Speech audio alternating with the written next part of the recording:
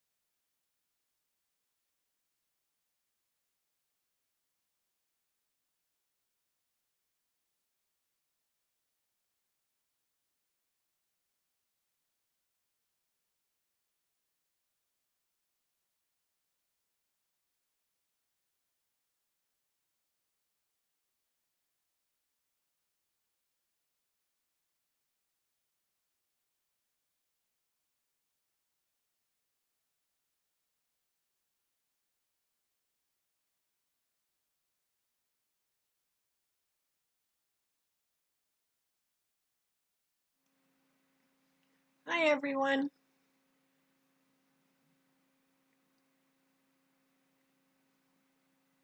Oh, pardon my arm.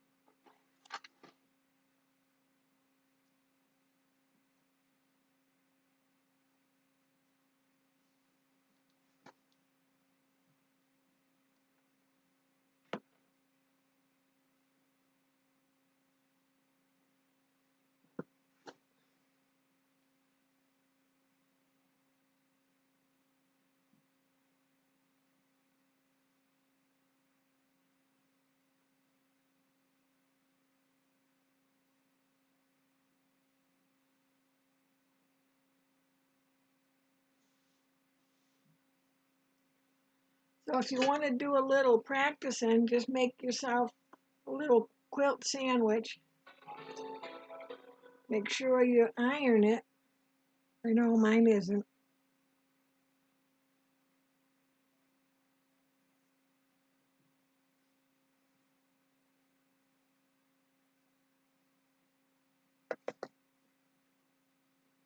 But if you if you don't want to start on your actual table runner yet, I'm gonna use this. Kind of pretty.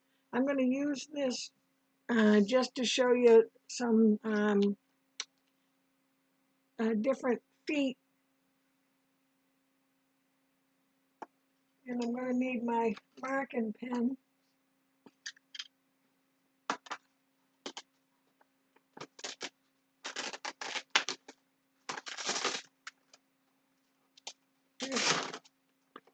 It's just my Velcro bag. The Velcro has to be the strongest Velcro I've ever used. So I can't open that. I can't open that quietly. So marking pens. I'm going to use the friction. And let's see, what time is it? Oh, we got another minute to go. So before I do anything with that, we'll wait another couple of minutes.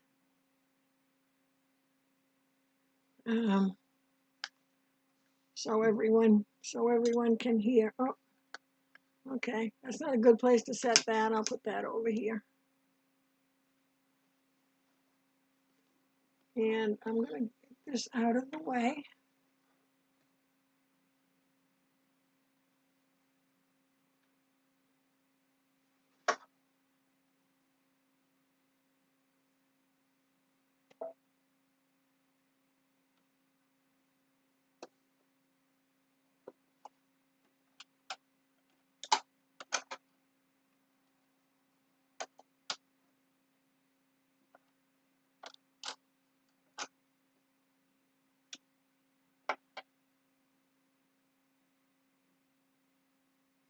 So if you have your bobbin already in, ready to quilt, you're going to take it out. I know. And I got a little piece of fabric. Let's see. Top stitch needle. So a quilting needle. Well, I guess we can start. So hi everyone. Be sure to say hi in the chat so I know I'm not lonely all by myself. We had a big snowstorm, but I didn't hear anything about people losing their electricity because it was kind of a light. It was a lot of snow, but it was a light snow. Anyway, top stitch, 80, 80, 12. If you were using a heavier thread, you might want to go to a 90, 90, 14, but I would try the 80, 12 first.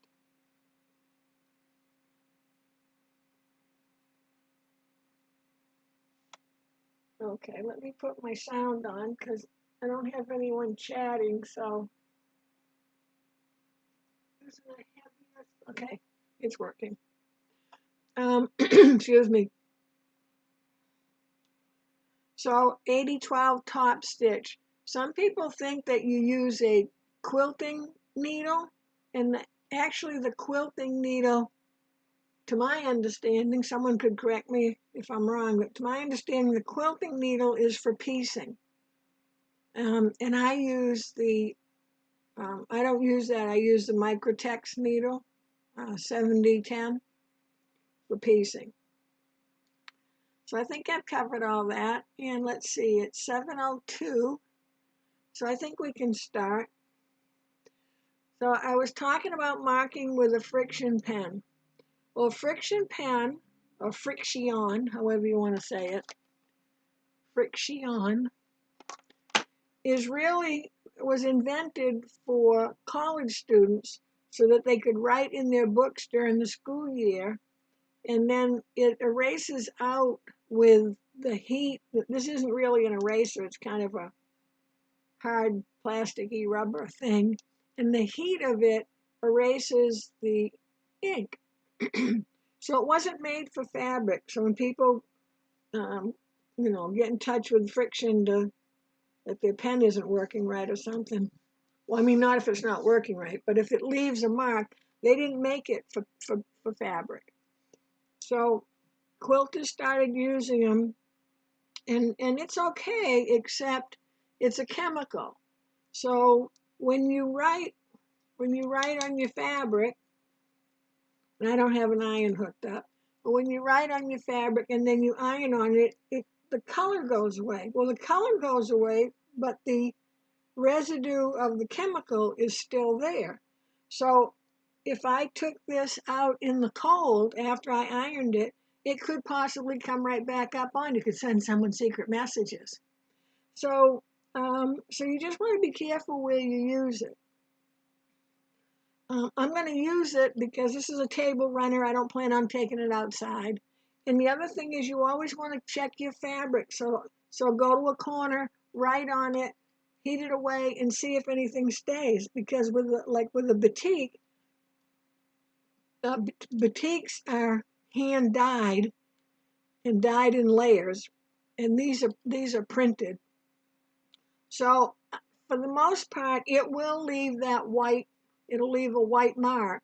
And you can also test and see if you can wash it out. Every fabric's different. How the fabric has been treated is different. So I can't say to you, oh, well, if you use this fabric, it's fine. If you use that fabric, it's not. There's way too much fabric out there for that. So that's my friction pen story.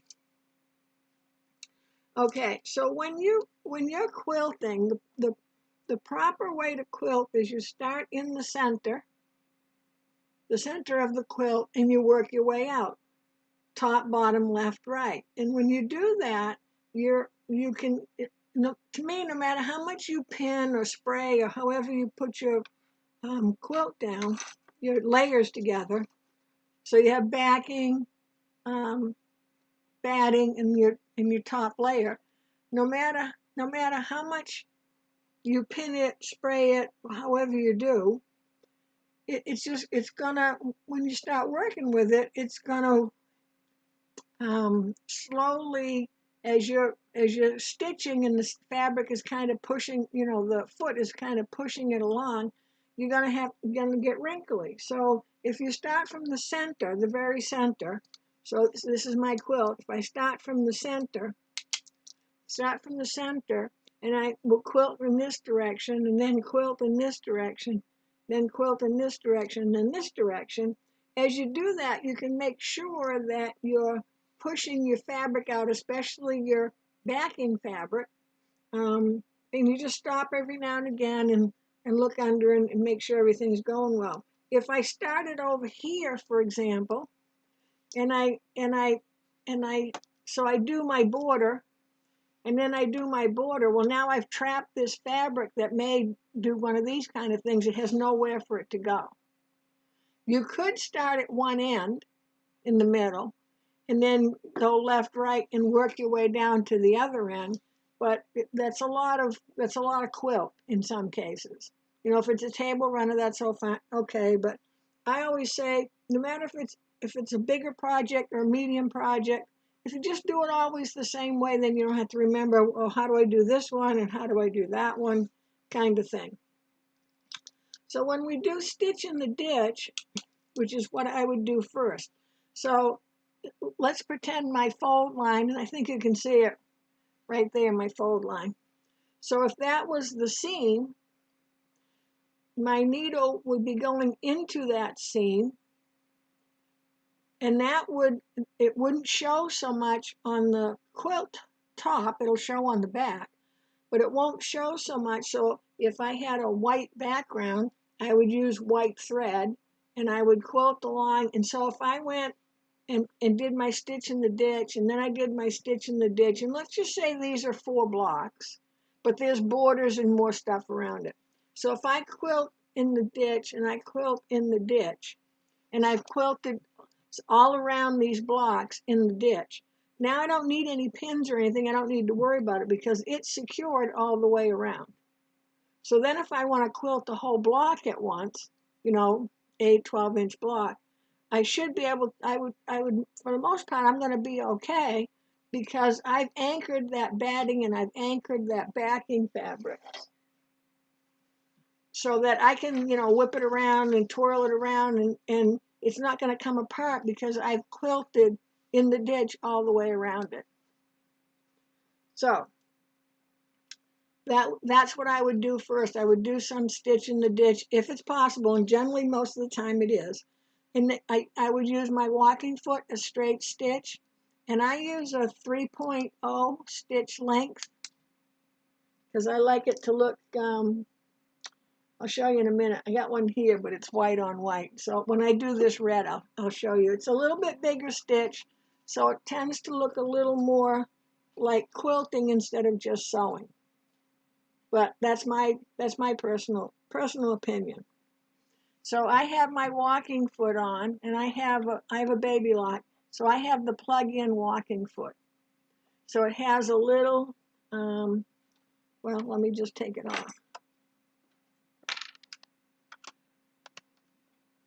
So when you put a walking foot on, no matter what one you put on, you're going to take off your ankle. And I know some people are going to say, well, what's my ankle? Give me a minute, I'll show you. So here's my walking foot. And it has, can you see right there, that little black? I call it the treadmill. It's like a little treadmill. And it's rubber. It's like a rubber belt, like you might find on, I don't know, a vacuum cleaner or something. And that just stays down all the time. Excuse me. The nice thing with this is, besides for quilting, if I was working on vinyl, or sometimes we coat our fabric with a clear vinyl that we fuse on, we iron on. This works great because it pulls it along, but it won't leave any mark. A regular walking foot, and I don't have one right here, a regular walking foot has teeth here. And those teeth go around just like your feed dogs. They sort of look like your feed dogs, only most of the time they're plastic.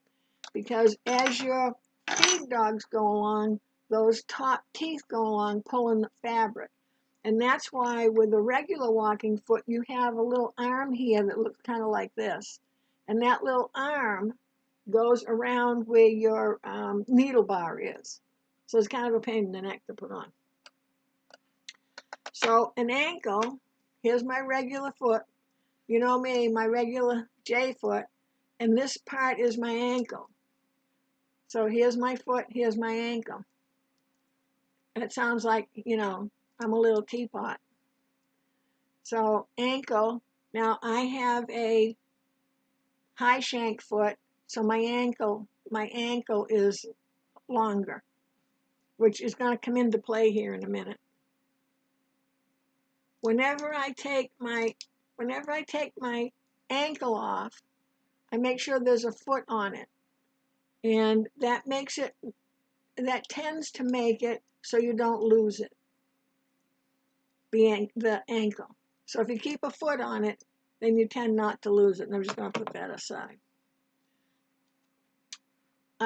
When I use this foot, and I'm going to show you how to use this foot in a minute, do you see how short, and you see how short the little part, let me turn it this way, I guess. There we go. You see how short this little part is compared to this ankle? So if I put this foot on, I'll show you, I'll put it on. Because this will happen to you and you'll think you've lost your marbles and you've done something wrong. We automatically assume when something doesn't go right. Okay. I'm trying to remember which way this goes.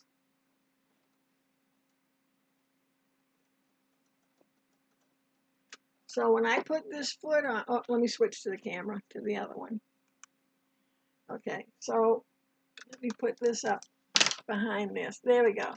So when I put this foot on, and I put my foot down, okay, look, I can get my whole finger into there. Because I have a high shank foot, and this is a short shank clip-on. So most of your feet that don't require the ankle, that kind of have an ankle of their own, and you have a high shank machine, you need an extension, and it comes with your machine. And if you tell me that it didn't, I'll tell you look again. So it looks like this. Let me put the little screw in here. I have to remember which way it goes so I can show you. Flat. And I'll show you how you'll know exactly how this goes. You just can't see me fidgeting to get the foot in. I mean, so this is your extension, and it comes with this screw right here. So if you look inside here, you see how it's flat on one side and curved, so you can't put it on wrong. So I'm just going to take this one off. Pardon my hands here in your way. My hands look giant, don't they? There we go. I guess I could move you back a little bit so you don't just see my giant hands.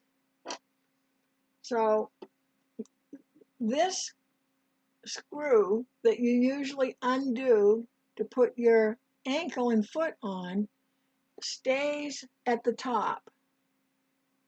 And you know this is the top because this is the only place where the shank, which is this, ow, stand myself, which is this piece right here, this long metal piece right here. And at the other end, see, there's no thing. So you can't put this on wrong.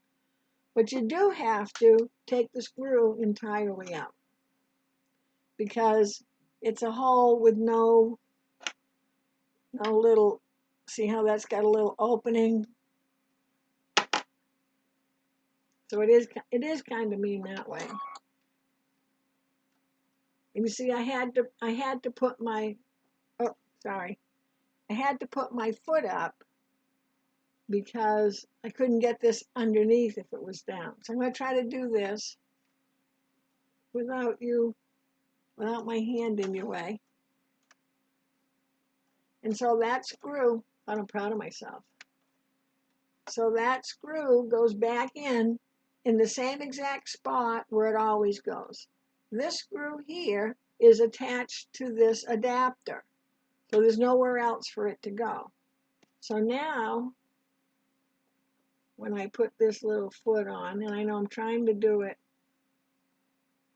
hold on, give me a second to give it a little.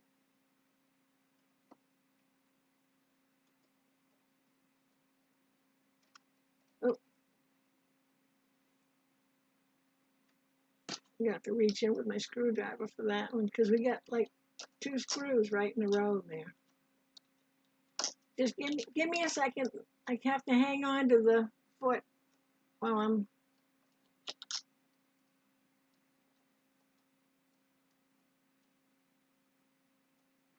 Okay. I'm going to get my other little screwdriver because this one now is too short. Oh, shoot. Drop my bobbin. Just want you to know, I know this couldn't possibly happen to you, but I've already wound 2 bobbins tonight. I can't find the first one. And I swear, I've been right here the whole time.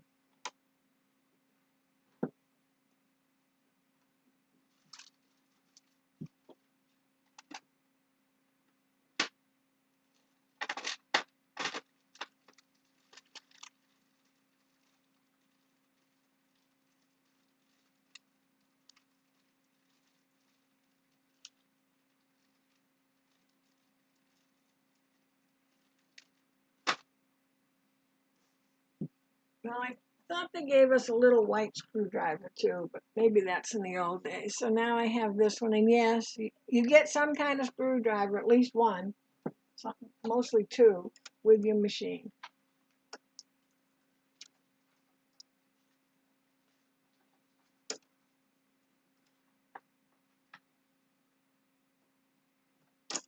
Oh.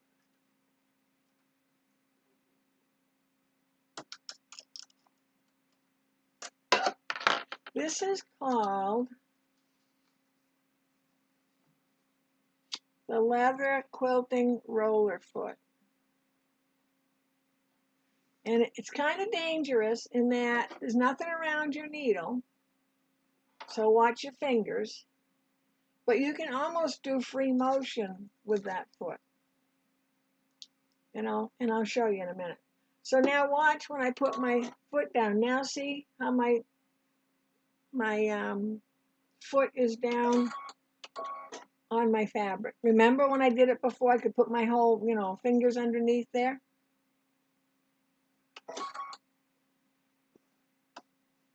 Okay, so now that I did all that, well, let me just give you a little run through, and I can do it with this foot on because maybe it'll be easier to see. So I'm going to go ahead and thread my needle. Well, I'm not going to do it. Oh, and I can't use this foot in my threader. Did you hear that noise? So it ran into it. I keep looking at it and thinking I've got that foot on wrong.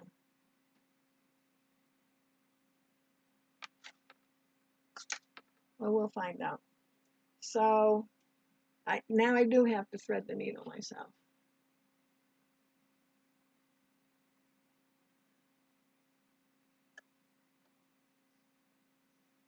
I can't quite. There we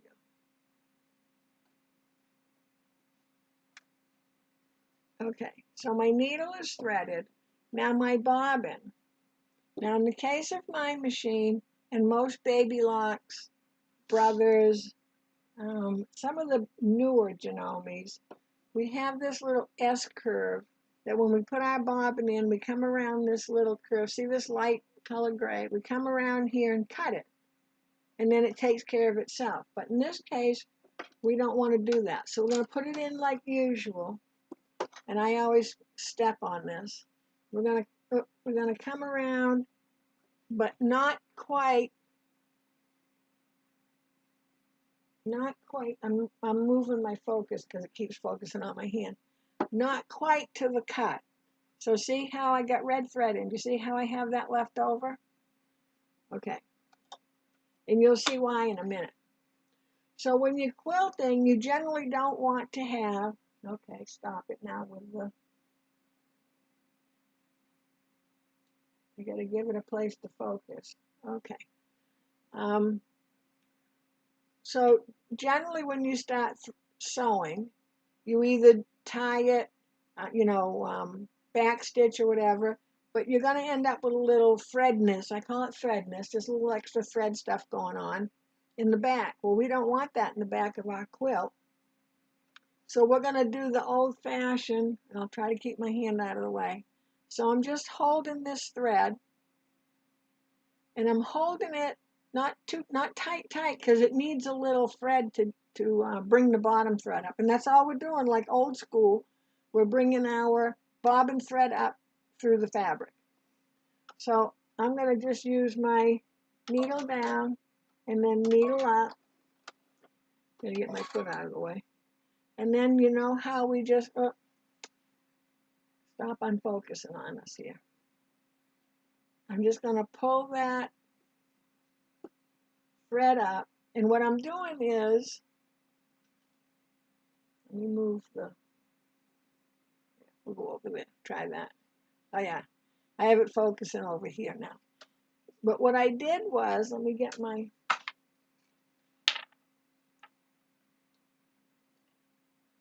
I pulled up my bobbin thread. So I pulled up the loop of the bobbin, doing that again. And then I want to make sure I pull the bobbin thread, so I make sure that I'm pulling because you've got a loop, you got to pull the one that has the end on it. Otherwise, you'll unwind your whole bobbin before you're done. And I would do that right where I'm starting. I wouldn't worry about this thread until later on, because we can either bury it or just cut it. But I want to make sure that I come back down. Let's see if I can get by the camera enough to, hold on, to reach my, I want to just make sure I go down just about where I pulled that thread up from. So I can stitch in place, and that locks it, and I would be able to then just clip these threads right at the nub. Okay? So I've got my thread, my stitch length, straight stitch, and I've got it on 3.0 length.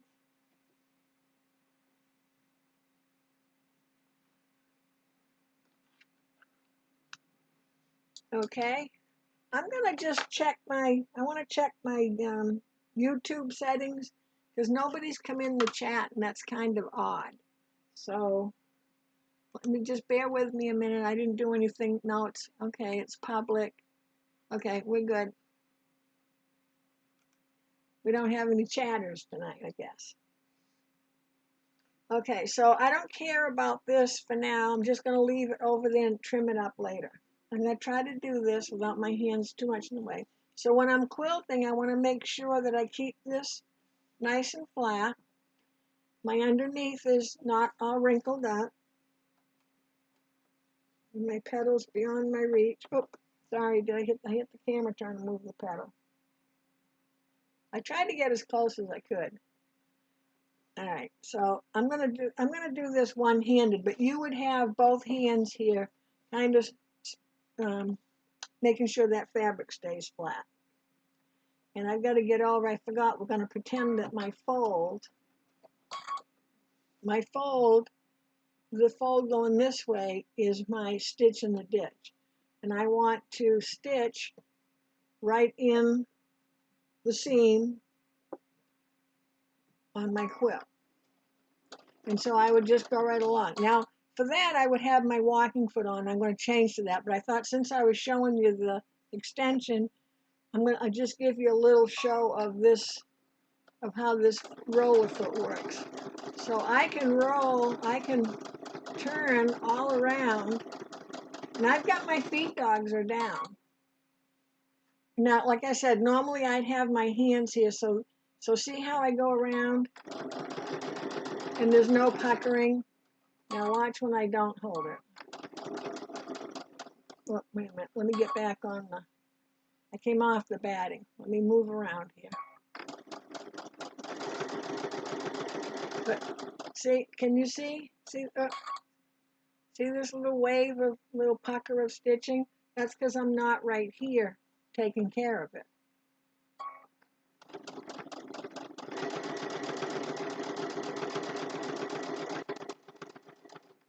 Okay, when I'm done, if I generally try to be out near an edge. When I'm done, I don't want to use my cutter of my machine to cut the thread. I'm going to put my foot up, put my needle up, put my foot up. I got the foot up. Oh, I didn't have the foot up. And I'm gonna hang on to where I finish stitching or it'd come undone. Now you can lock it there, but I'm gonna hold on to that.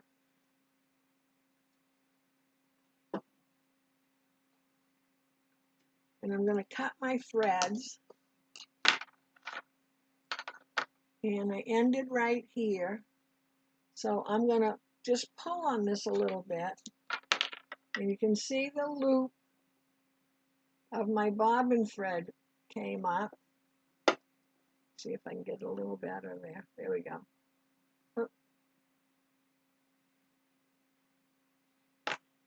And so I've pulled those both up to the top. And I can then trim them. And see, my back will be nice. And there's my back where I started. Hold on. And here's my back where I started. Now, remember, I took a couple of stitches and locked it. And can you see it's just a little thicker? Of course, you're not going to have red thread back here. But your stitches will, if you're using this foot, your stitches, because your feed dogs are up, your stitches will stay nice and even, as opposed to when you're doing free motion. Okay? So let me just undo that whole mess I just made. Oh, I'm going to go back to this one now. Because I'm taking it off. I'm not going to just take the foot off the extender or the adapter. I'm just going to leave it on the adapter for now. And just put it out of the way. And then I'm going to put my walking foot on. And my walking foot, see, it has its own ankle, but this foot was made for a high shank machine. That's why the newer machines are high shank. It was the only way they could fit this contraption back there, so they had to make them high shank. In case you wanted to know that. And I'm going to get my hands in your way again. Oh, this time my whole arm.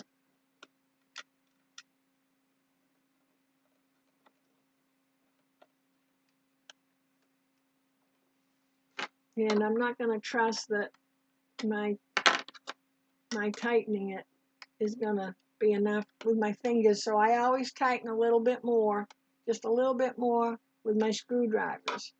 We're not going up onto the highway, so we don't have to do this like lug nuts on a car that, you know, you have to have some kind of hydraulic thing to get it off. This plugs in the back of my machine. And I don't have my foot on right. I can tell by looking at it because my needle's running into it. Oh, let's see if I can get it to focus. There we go. Oh, for crying out loud, I'm dropping everything.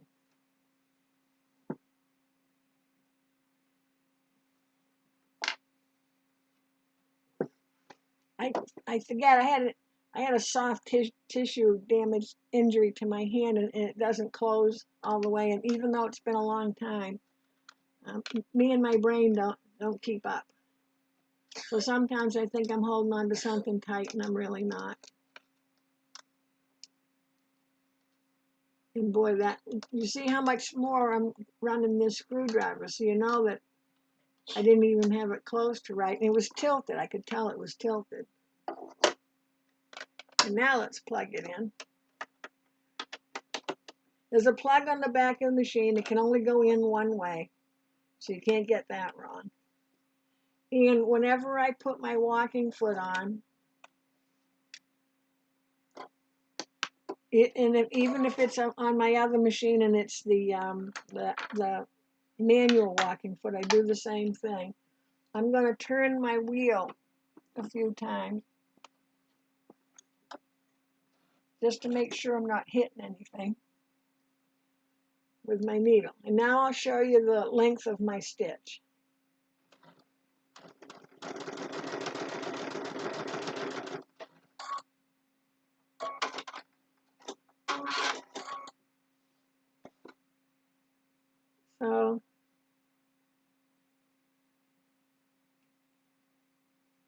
So there was the white one when I did it. And here's the red one. Oh, you can probably see the white one even better. So let me run, let's see if we run the regular stitch length beside it. Oh, almost did it right on it.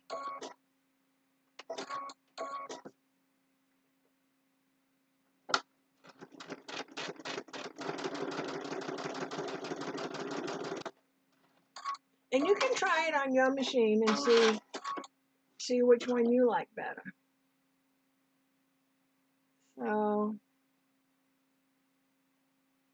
it's a smaller stitch.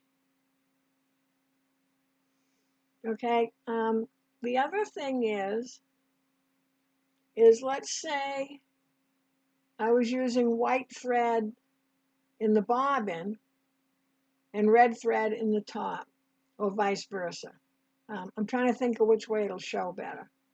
I think I'll do red thread in the bottom and white thread on top. I want you to see what might happen, and that's why you'll find most of the time, especially if you send your quilt out to be quilted. Oh, hi, Rhonda. I was beginning to think I shut the chat off or something, because you know I could do that.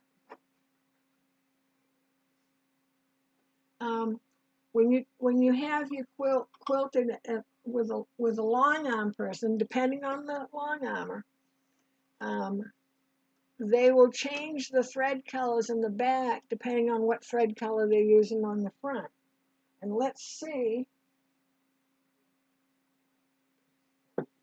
if I can do it so you can see why.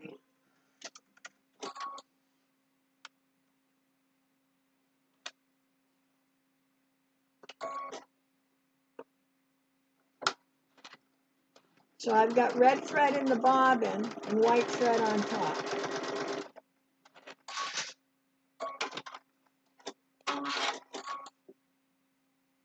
So can you see the little red dots?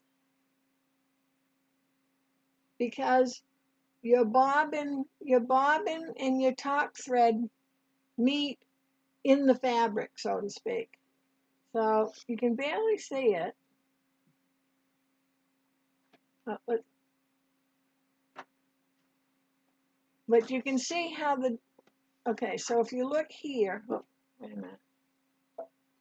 Let's be fair now and make them the same length. I'm going to put it right beside the white with the white.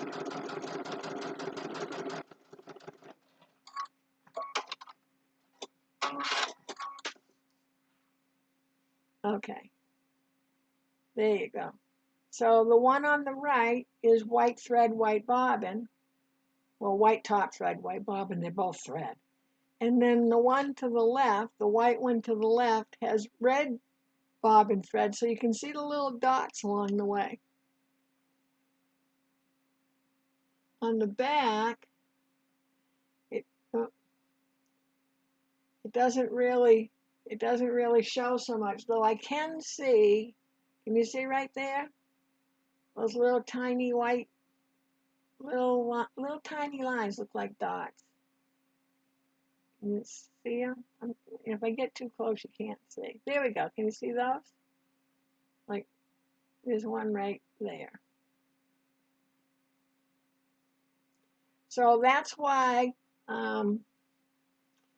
if you got red and white, black and white, you know, when you really have contrast, you really need to have the same color or close to the same color, or you'll get those little dots. Now, will the dots bother you? Maybe not. Maybe they'll look like you want them. There we go. See how you can see them?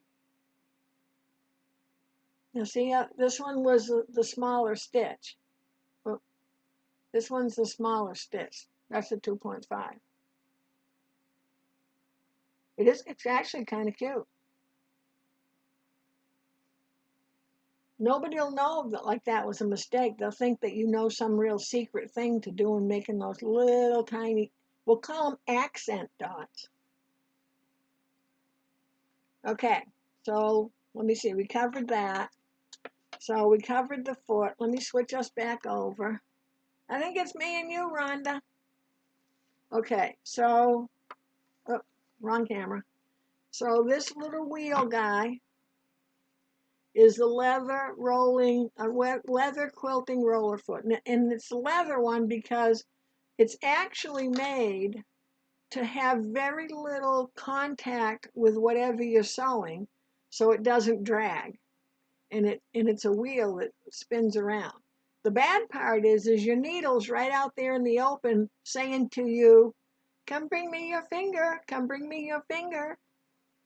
That's how I look at it. So let me set those aside.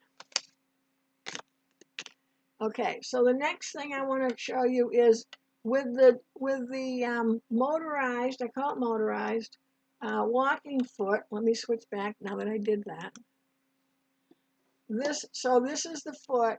I call this the toe, but they actually call it the sole. This just snaps off and looks like that. And I'm trying to remember it. This is the open toe one. So you can get different toes or sole, S-O-L-E, sole, like the sole of your foot.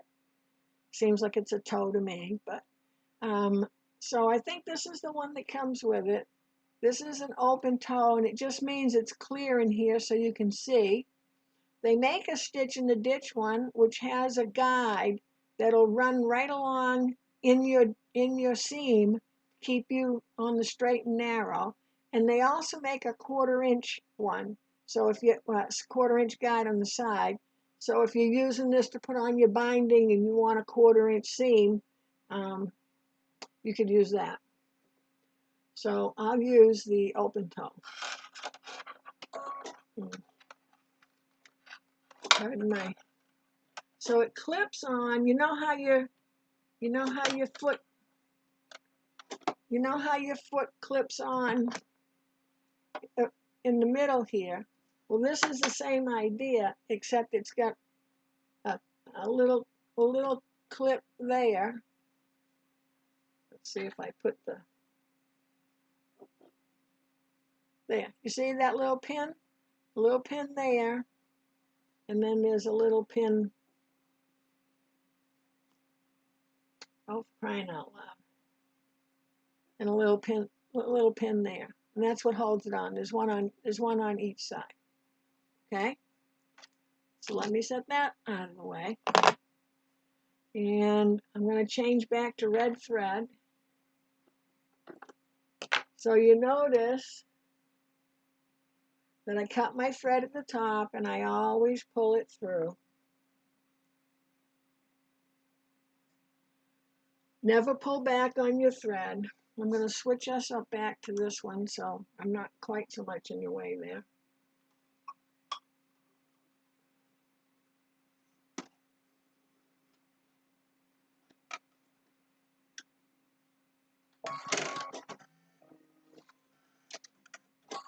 Okay, let me get some things out of the way before I hurt myself. So whenever your screwdriver, I don't need that. Scissors are over there. So whenever you start your quilting, always have a little practice sandwich. And I'm gonna go, yeah, I'm on the 3.0 stitch length. Okay, so this doesn't have an opening in the front of the foot. That plastic goes all the way across. So because I used my thread cutter, my bobbin thread is way too small a cut now. So I'm gonna do this one more time so you can see. And I'll switch back over. Okay, so you're putting your bobbin in like you always do. Bring it around. I always put my finger on it here to hold it in place. And I know it, there we go. It's trying to focus on my hand. I'm going to bring it around the S, but I'm not going to cut it. So the cutter is right there. See that little notch? It's right there. So this coming around was putting it in the tension.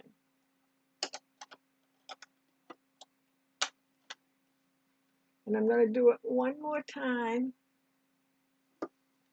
on this piece so you can see it up close. Oh, have it. So I've got my thread, and I'm holding it taut but not tight because it needs some thread to go down and get the other thread.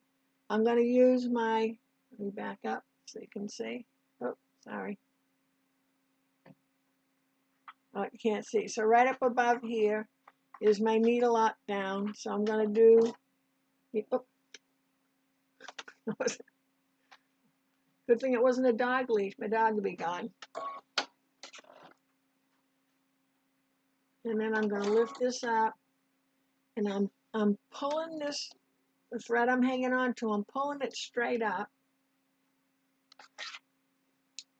And I just need something to grab onto that loop from the bobbin. And remember, it's a loop. So don't keep pulling on the wrong end of that loop because you'll just be unwinding your bobbin. But I've got them both up here. And now I'm just going to stitch. I'm not even going to stitch in place. I'm just going to stitch. And then I can let go of that because my needle thread, if I reach under here, let me put my foot up. Nope. My needle thread is still on top of my foot. I don't know if I can, there we go. So I just pulled them through. I used my stiletto to do that. Okay. It was still on top of my foot. Would it hurt anything? No, but you might accidentally stitch it into as you're stitching along. So at some point, as long as you're moving away from it, you're okay. But at some point, stop and get it out of your way. So I can still curve. I just can't make tight curves. And I'm just going to cut regular. Because when I'm at the end, I can lock it here. So if I was at the end of the border of my quilt, and I'll show you what I mean in a minute, I don't have to worry about that end thread. So see, I did a little bit of curve there. I could curve it more. But now,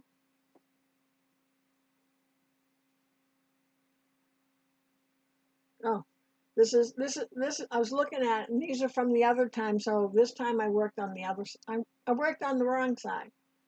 But except for the fact that I put it down in and got it out, and then moved my needle over, which I wouldn't normally have done. It's nice and clean back there, and I can see where I did that here. So here's where I pulled the bobbin thread up, and then I went over here and started sewing. So you want to make sure you stay in place. Though I can easily pull that thread through because it's a loose, they're not tied or anything. Pull it through, it'll go through the back, and then pull it back through the front. Hope that doesn't make you all confused. Okay, so let me come over to here and let me see. Rhonda, it's me and you. You have any questions? Well, there's more than me and you, but you and I are the only ones talking. Or I know, I'm the only one talking, you're chatting. Okay, so let me get all this stuff out of the way that I don't need. I don't need my marking pen right now. I'll be looking for that in a minute. Let me get my quilt. Scissors over there. And let me back up a little bit here. Here we go.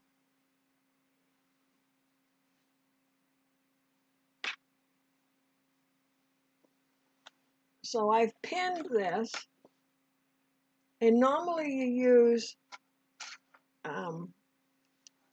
safety pins for quilting, and instead of your safety pin being straight, one end has a curve to it, so it's easier to dip into this and then dip into this and then come back up again. They're curved. So let me get this out of the way as well, because I can see that when you're quilting, you take up a lot of room. All right, that's not going to work. Okay, let me go to my usual filing place, which is the floor next to me. So if I'm looking for something later, it's on the floor. Okay, so I want to start in the middle.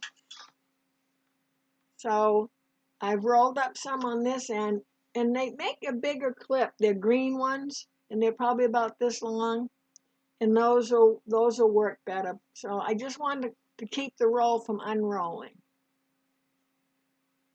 Yeah, Rhonda, a lot of people like this foot, a lot of people don't know about this one. There's like a foot, there's a foot for every job. Oh, excuse me. Okay, so, and then I've rolled up some on this end, because I don't need a lot of area to work. The more I have rolled up, the less trouble I can get into.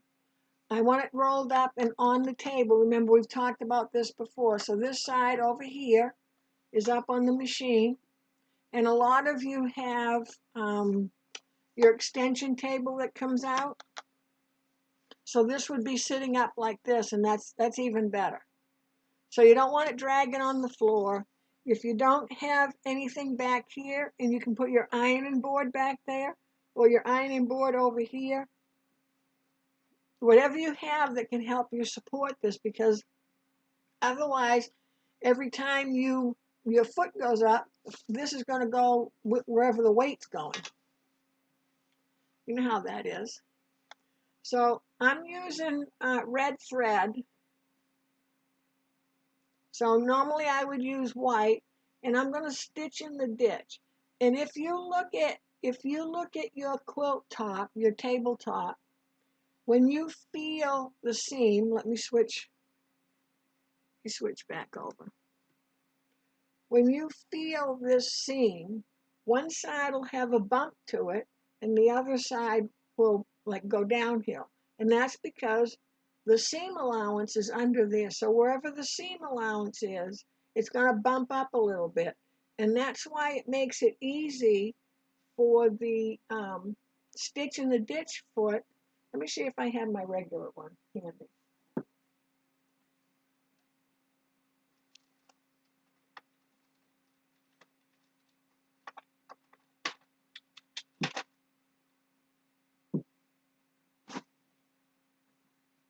Okay, so here's my regular stitch in the ditch foot. And do you see how it has this, with my little piece of fabric? Hold on. All right, when you put something on the floor, make it sure it's within reach. All right, I got this little cardboard. Okay, now you can see it. See this little guy right in the middle? So that runs right along that edge because it has that little bump to it where the seam allowance is.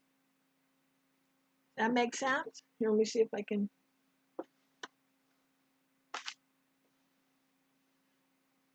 come down a little bit. So here's the seam right here, and it bumps on this side. So that guide will run right along that bump. I mean, obviously you have to guide it a bit. It's not going to just find it on its own. And then you have just a little room. Hold on, give me a second. Gotta have something to point with. You have just a little room. See that little white hole? That's where your needle goes down. So it's not quite, here we go. See right here, right there. You see that little white through there? So it's not quite a single hole foot, so you can adjust your needle a little left or right to make sure you get your needle going down right into the seam. All right, let me put that up with my pile of feet, otherwise I'll be all annoyed that I can't find my feet. You know, when you can't find your feet, it's not a good thing. Okay, so I'm going to do it with the red. Maybe it'll show a little bit. So I'm lining up, and normally I would go ahead and pull that thread up, just like we did before, but I don't want to take up a lot of time doing that, and I can just fix it afterwards. So I have to just stand up and get my hand in your way for a second.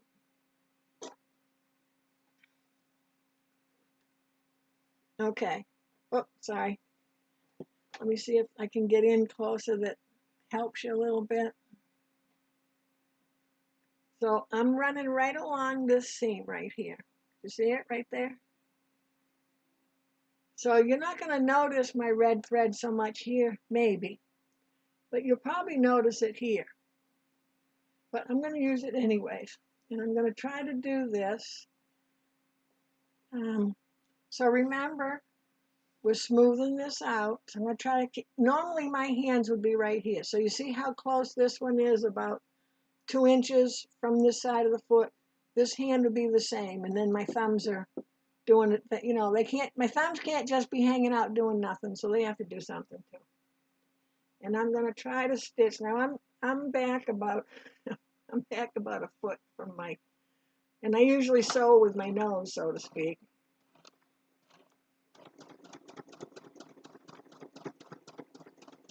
And I'm not using a stitch in the ditch sole or toe. And I'm going to keep stopping. I have my pivot on, and you don't want to have all that junk like I got back there. But I'm going to keep stopping, keep smoothing, and I'm going to make sure this back fabric, the backing, I'm just going to make sure I tug it every now and again to make sure it's not wrinkling up in the back.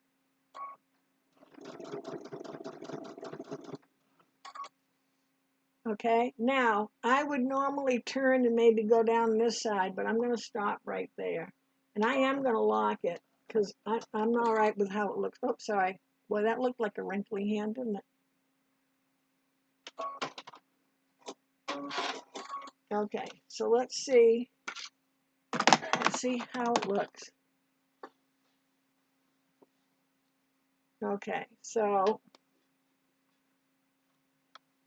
now you can see how it's in the ditch. So I would have it just a little closer to the white if I had white thread. But I'm just a tad, like a thread to the right more than I should be.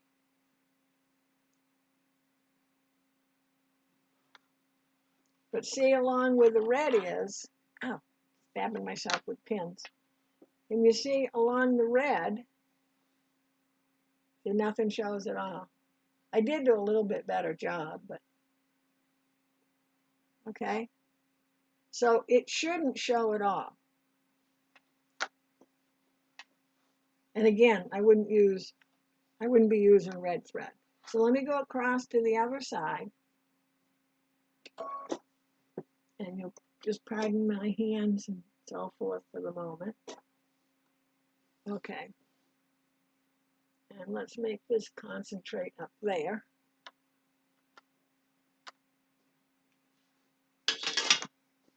And I want to make sure I'm straight this way, coming towards me here. I don't want to be, I don't want to have to move this around. I want to keep my quilt as straight as I can, heading up to my foot. Let me see if I can keep my hands out of your way again. So let's see, I'm going to lock it and pray that I'm somewhere near the, where I'm supposed to be. Now this one's going to be white the whole way down.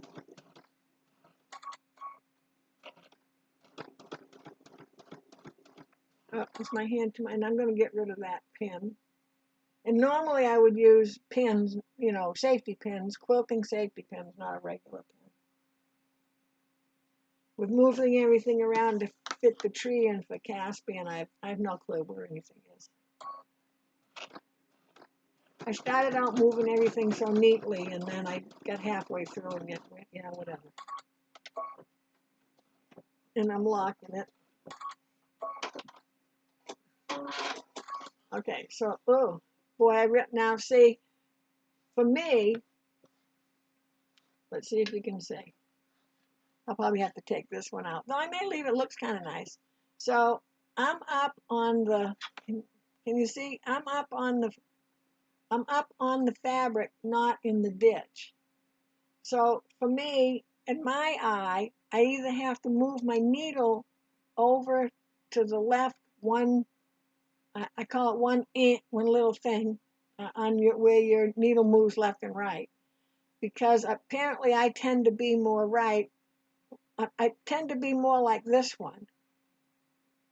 Does that make sense to you? So instead of being off this fabric, I'm right on it. I'm on it pretty neatly. I mean, pretty consistently. But, so if I look at this, and I have those two red lines, do you think anyone thinks that I didn't do that on purpose? Because it'll look fine. So now what I'm going to do, and I would go ahead and do a few of the stitch in the ditch. And I'll do another one in a minute. So now what I want to do is I want to kind of do a, what do they call it? A serpentine kind of stitch. So I'm going to get my marker. And I'm going to use, I think I have a red one.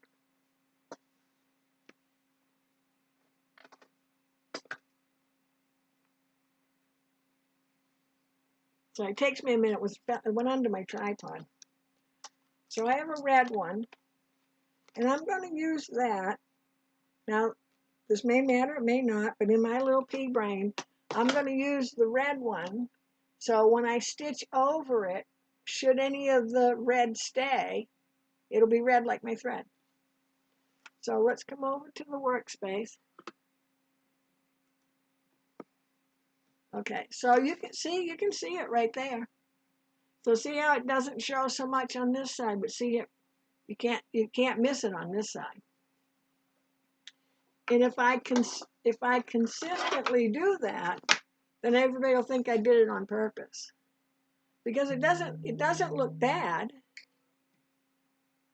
It just looks red. So I'm going to take my heat pen, and I don't have my iron on to get rid of it after. But I'm going to start up in this right-hand corner, and I'm just going to kind of go, oh, well, that wasn't the best. Now, if you want to figure out how perfectly it should be, you can do that. I thought maybe the heat resistant would take it away, but I think it rubs too much on the fabric. So I find for most people, if you don't have a path to follow, when you're doing your quilting, it gets very, well, painful. It gets very, what's a good word for it? Distressing, because you're going along and it's like, I don't know where to go. So if you make a plan before, then now you know where to go. So I'm going to go ahead and follow this, and I should be able to do this with my walking foot.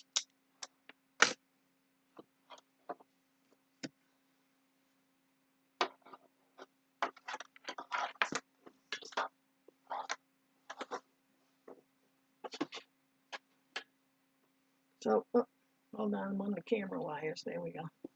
So, first thing I'm going to make sure I'm all situated. That was just me banging into something behind me. And I'm going to turn my wheel. Because if I just do needle down, and it's not in the right place, I'm either making a hole there or I'm making a stitch in someplace I don't want to be. I'm going to lock it.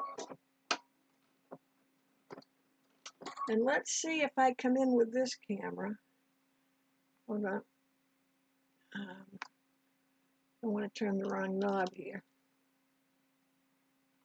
If this works better, you can see where I'm going.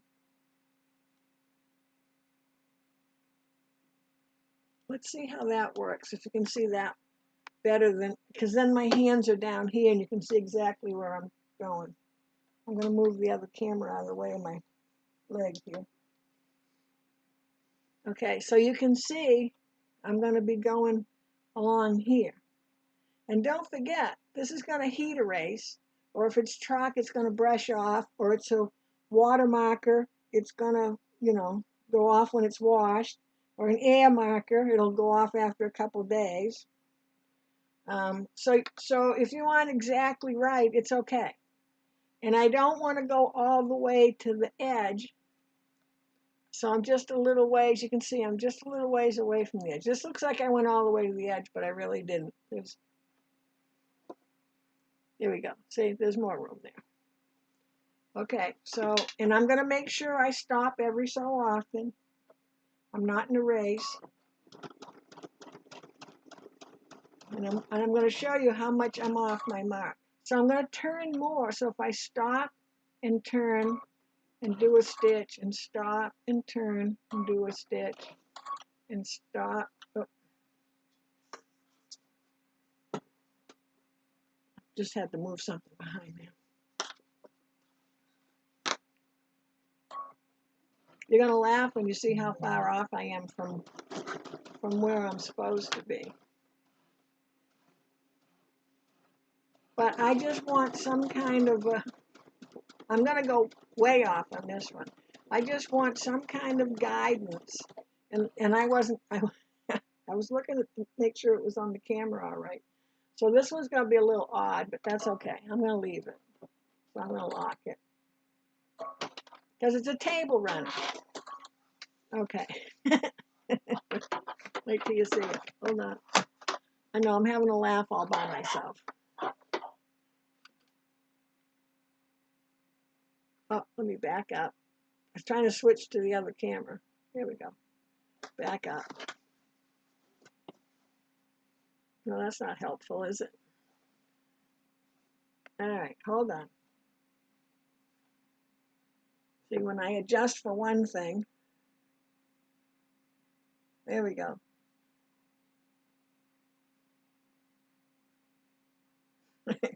So, can you see? Here's my drawn line here. Can you see it? So I wasn't even close, but I'm okay. So that'll iron away, and you'll never know. So that won't be there. But this is the line I drew, and I was doing okay for a while. But then to me, when you're sewing, for me, if I look up for any reason, it's a bad thing because things go wrong. Because I look up and I don't stop sewing, and then things happen. But it doesn't really matter. Here's my stitching right here. You see it? So that'll be fine. And while you're doing a little practice, let me just quickly, I'll plug my iron in and I'm going to go ahead and do another one. And then I'll iron this and you'll see, because you can't tell here, how much better it will look.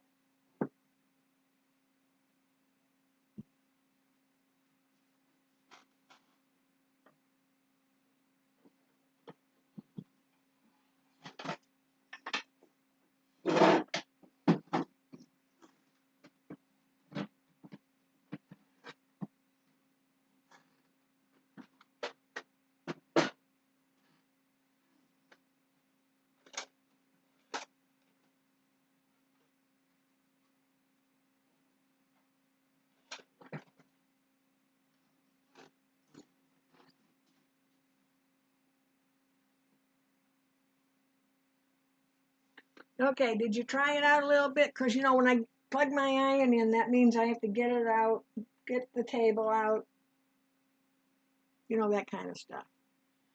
So, I'm going to take a picture of this so you might be able to see the before and after. There we go. Okay, so now I'm going to go ahead, and I came this way. Now I'm going to go in the opposite direction. So I'm going to stop, turn this around. Oh, let me back up a little. There we go.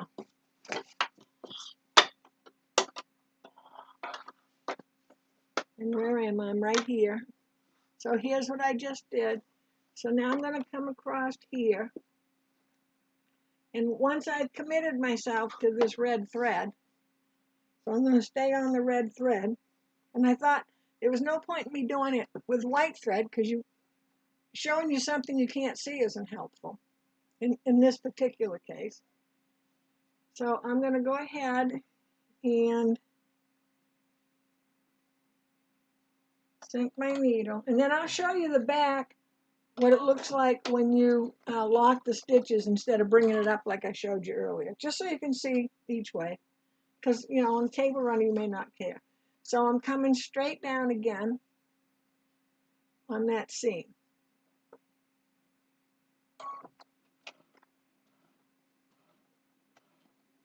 So let me take my glasses off so I can sew with my nose or try to.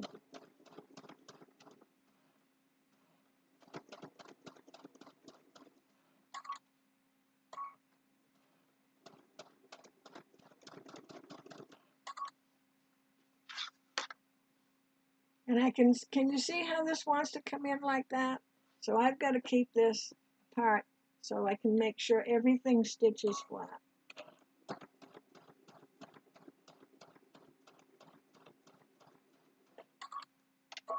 I'm going to lock it.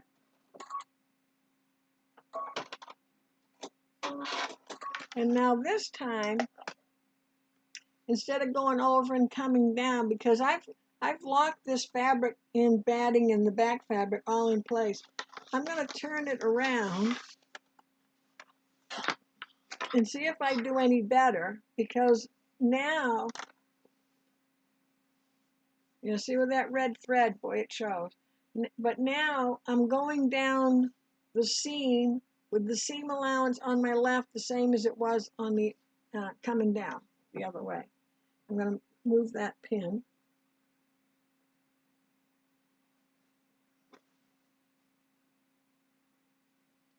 And I'm going to sink my needle using my wheel.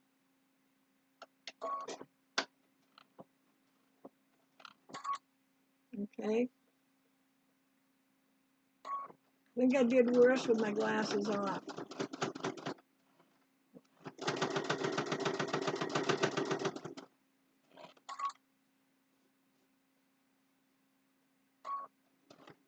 But I would normally, my face would be right up near the foot. I'm just way back.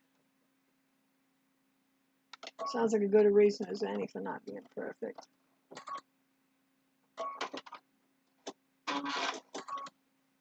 Okay, and then I'm going to go ahead and draw that line again.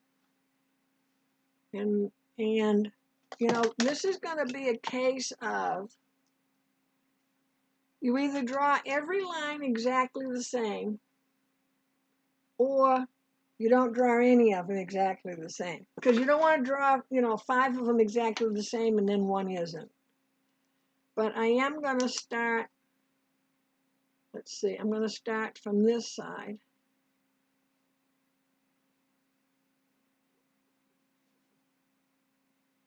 And this time, because I went through the middle on the other side, I'm going to try to go with that middle. Okay, so I want to start from the center and go down, so I'm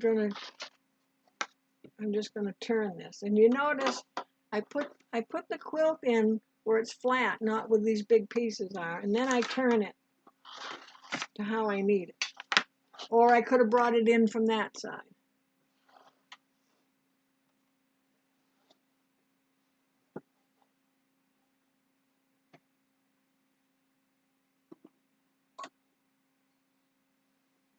Okay, again, I use my hand wheel.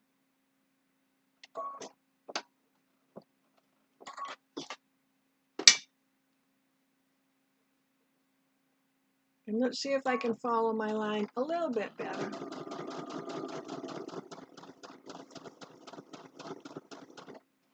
And see, I should have stopped because I didn't have enough room to turn it like I should have.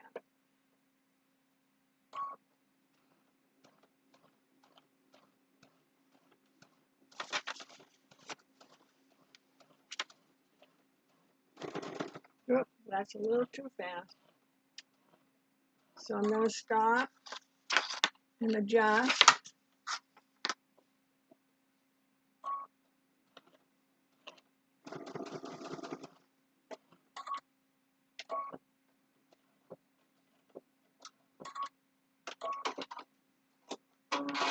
Okay, so I'm just going to put that right there. I'm going to say, look, it looks better than it is, trust me, because, oh, there it is, see? It's way up there. I just want to make sure my iron didn't shut off. Okay. So let me just give it a press.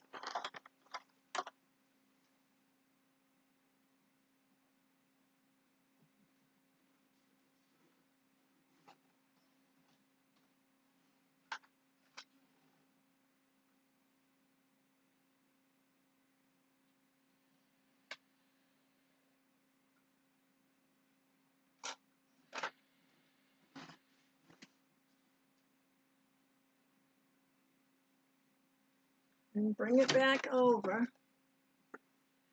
And because I locked my stitches, let me back up a little bit, just a tad. Because I locked my stitches, I can come right in and trim right up to the bone. Or I guess that would be the quick, wouldn't it?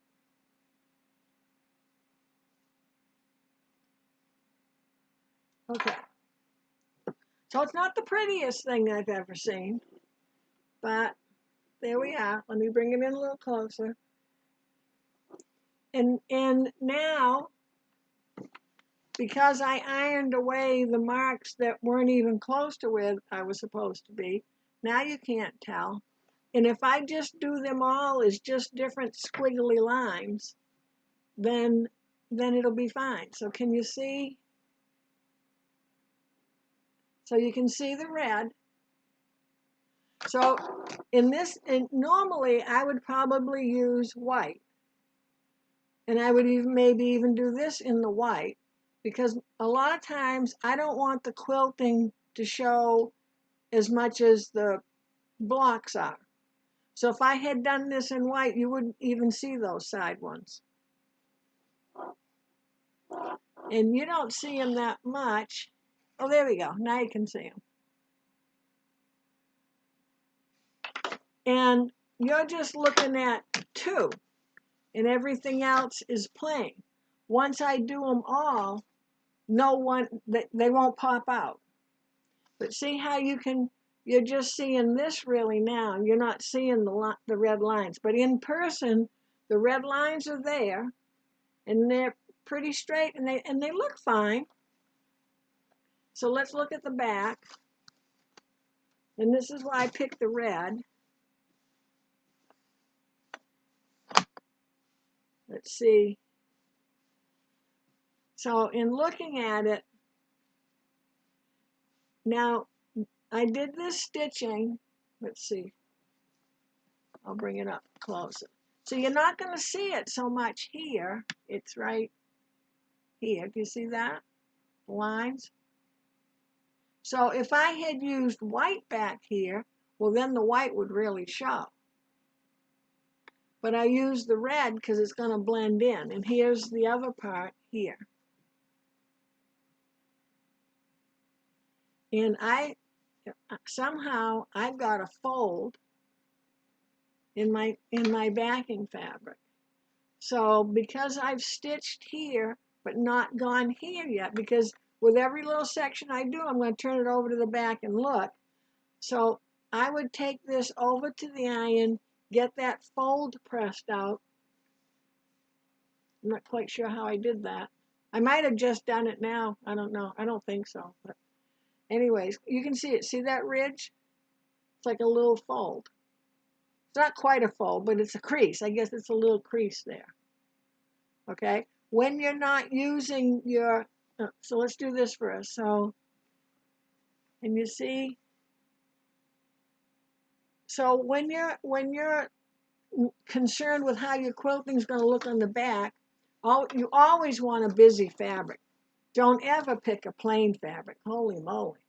A plain fabric, or a plain or a solid, oops, sorry, would show every little bit. So let's see if, let me trim these threads. Because I locked at the beginning, remember? So I can trim the threads when I started. So because I only did like a 3, where are we? You really can't see much of anything, for it just ends. So I would have no problem not bringing up my thread. My bobbin thread to the front. I just wanted you to see how to do that, because a lot of people that's what they want to do. That's the proper way of doing it.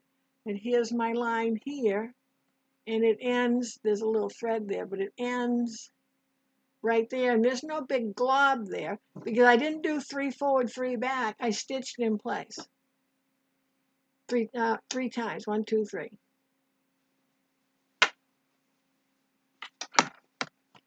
Okay, so does that make sense? And does anybody have any questions?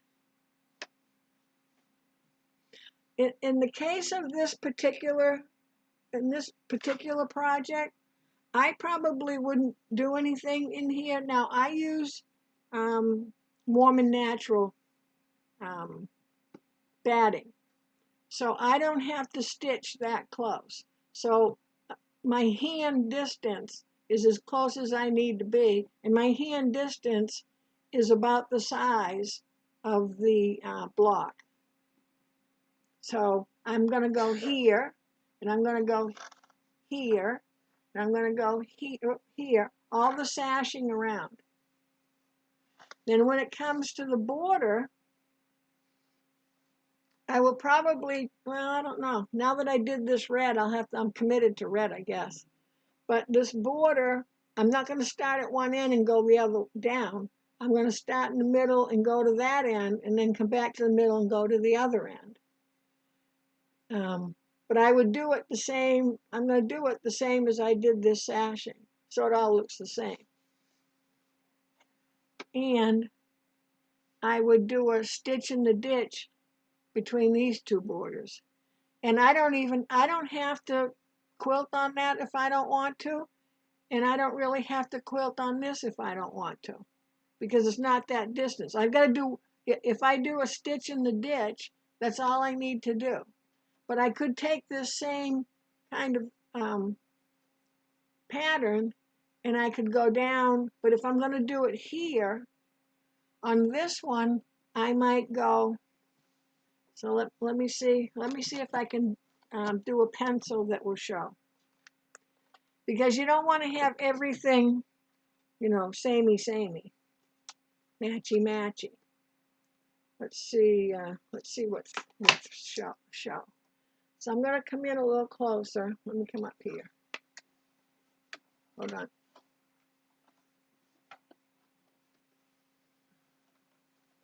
All right, I think you can see pretty good there. Let me come in a little bit more. Okay. And I'll outline it with the pen, but this is how I would go. And so I start in the middle, and I would come either from this way or this way, but I'm going to go down. Yeah, you can see my line. And then I would stitch in the ditch. So I've already stitched in this ditch. And I can stitch in this one, then stitch in it again. But I would come down, and then I would probably go up 2 inches or so, and then I would go across, and then I would come up, and then I would go across. So I wouldn't go across, start, lock my stitch, come across, lock my stitch, start again. I would just kind of stitch in the ditch. And if you don't want to do that, then I would simply go part way over and down, part way over. Let's see if you can see it. And down. So that I'm about 1/4 of an inch. There you go. See that right there? So I'm about 1/4 of an inch from this edge and about 1/4 of an inch from this edge. So I would just go down, over, down, over, down, over, and keep going. And you could mark that out. I think you can see it. Can you see it right there? I don't know why I'm asking. Nobody's going to answer me. Habit, I guess. And I would do it with the red, but I don't think you'd see it. But I would get all this done first and then address my borders. So if I went wavy here, I want to be more linear here, and then I could be wavy again here. You need something you don't want wavy, wavy, wavy. You could, because you could come in and go across this whole thing at one time. So you could come out, and you could do the lines if you wanted, out and back, out and back. But I think I would stay here and just do this down, back, and try to keep your lines as straight as you can. It's a table runner. Nobody's going to know. Okay? So that's our info for tonight. Next week is Christmas Eve, so there won't be any class, which means the following week is Thanksgiving. Of course, doesn't Thanksgiving come after Christmas?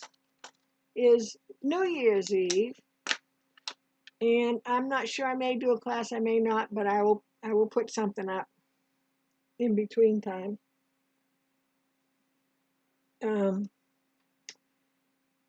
And then we'll be starting a new project, and I'm going to show you this, and you can do it in whatever colors you want. So this would make a good, what I call a 1-color quilt. So shades of blue, shades of yellow, shades of red.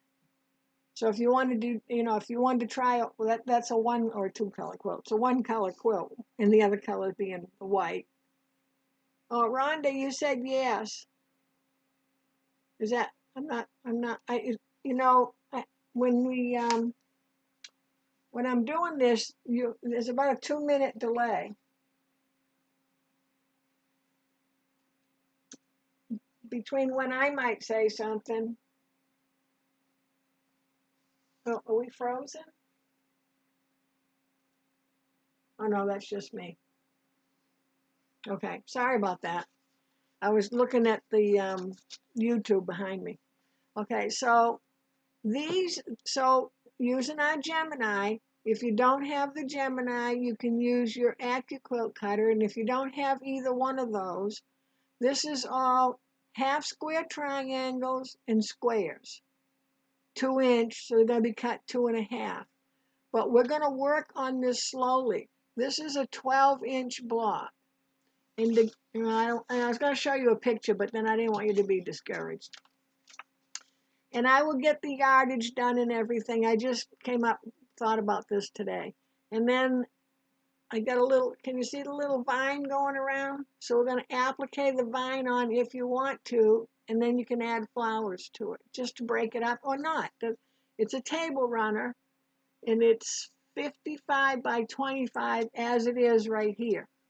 Because it's got this, it's sort of like sashing, but it's a border to break up between each block. But I wanted to show you how you can make any size block from 2-inch squares and 2-inch half square triangles. So what we'll just sew along, we'll do cutting, and then we'll sew along and do some of the half squares, and then we'll start putting the block together. So we don't want to be in any big rush. We don't want to have stress of, oh, I got to get this done, because we're meeting we're sewing together every week. So to have the whole block done in 1 week, that's too much. So I don't want you to have a heart attack over that. But that'll probably be coming up. And I'll do another one of these in colors, maybe spring colors, so you can see what it looks like. So you have a choice between this one and this one. The blocks, there's 1 block difference between them. So this block and this block are different. So we'll have 4 block choices, and you can make it 4 long. But again, I wanted to show you how we did it. This was a 6-inch block. We're going to use these exact same dies and make a 12-inch block. Because, a 12-inch block is twice as big. It just takes a little more sewing, but that's okay, we can do it. So, does anybody have any questions? I will try to post like just a small video of, I don't know, something. I'll try to think of something between now, because otherwise, between now and when we're together again, because it's going to be after the first of the year. I'm not sure what the date is of the first Thursday after the New Year. That would be, that'd be like the 8th, because the New Year's the 7th, something like that. Okay. Oh, you like it, Rhonda? That's one, and that's the other. And if you have a table that's long enough, you can add the 4th block. So this is the 4th block. If you're looking at this one, that's the 4th block right there. So see, you could, hold on. You could put them, I have to cut my paper up. I can't do that. But you could do it longer, and that would make it about 12, about 70 inches long. Or I may make it into a square and do 2 and 2. And I'll do some pictures so you can have choices, but we don't have to worry about how we're putting them together until after we got them all done. You know what I mean? So that's it for today. Work on your quilting. After you've done your quilting, you're going to square up. If you look at how we, I think we squared up somewhere along the way, where I told you about putting the square ruler on the corner and then adding a ruler on. Was that 2 weeks ago, maybe? 2 weeks ago? In one of the videos? So you don't want to square up until you're all done, because see how this is more out here? Well, this will get trimmed off, because you want to be able to stitch when you're doing your quilting here. Unless it's a specific thing, you want to, you can come all the way out to this edge. So you know how we did, ow, jeez, I just stuck that pin right in my finger. You know how we went back and forth? Well, if you did it here, you could go across, out to here, down, back in, down, out. and you can travel out here on the border, because this part will get cut off after you're all done your quilting. And if you don't have any quilting out here to speak of, you want to stitch along this edge about 1/4 inch away from the edge, a little less than 1/4, just to hold that edge down before you trim it up. Okay? Alrighty, so thanks everybody for joining in. I hope you enjoyed doing this project. It was fun. It was easy as far as getting the cutting done. It was really easy. And again, thank you for joining in. If you're new, please subscribe. Hit the little bell. That'll send you the messages, the little reminder when I go live or when I post a video. I can show you Saturday's project. So Saturday at 1, I posted it on Miss Loreens Schoolhouse Facebook channel. Let me, not channel, page, sorry. Let me go back a little bit. Let me move this out of the way. So I made this napkin for Caspian. So we got nice mitered corners. We're going to learn to do that. It's really easy. 1 piece of fabric, so 1 fat quarter. And I decided that I'd like to put a loop on it so he could hang it up. And it see how it, when it hangs, I know you can't see the top, but see how it hangs so nicely? So I put the loop on it, and then I got thinking, well, what if I took it and I wanted to fold it up and put his utensils in it? And I do a better job folding, but I'm just doing this quick. So you put the utensils in. So then I thought, well, you gotta have a place to hold it. So I put a button on it, use that loop, and then it can sit there. It's got like a little teepee. And then he can have his fork and knife in there. How's that? So we're gonna put a loop on it, button if you want. And the button, I put the button on using the sewing machine. So there we go. So that's Saturday, this Saturday at 1. I have a class, but it's virtual, and it gets done at 9:30, 10:30, 11:30. 11:30, 12 it gets done. But I'll be all set up because I'm going to be set up for virtual anyway. So we'll be starting at 1. But I put a picture of this out on Miss Loreens Schoolhouse Facebook. And Saturday morning when the reminder comes up, I'm going to actually be using some of this fabric to make a couple of Christmas napkins for a gift for my sister when I go over and have shrimp cocktail before lunch. We have shrimp cocktail Christmas morning. Okay, so thanks again for everyone. Now I'm just chatting away. Thanks again everyone for joining in. I'll see you next time. I'll try to post a little something if I can figure out, even a little tiny video, just to tell you what we're doing in the yardage and so forth. So because I know some people don't follow Facebook, so I'll try to figure out how to do a little YouTube commercial, I guess, a little clip of what we're going to be working on after the first of the year. So thanks for joining me on this project. I know we've been at it for a few weeks. And I hope you had a good time, and get your quilting done whenever you can. And Merry